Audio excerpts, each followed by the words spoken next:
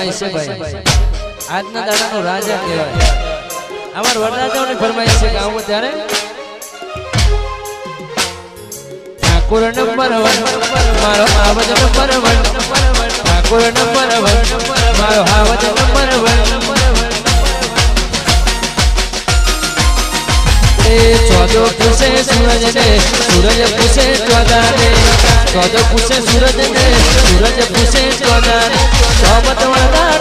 कौन के मारा भाई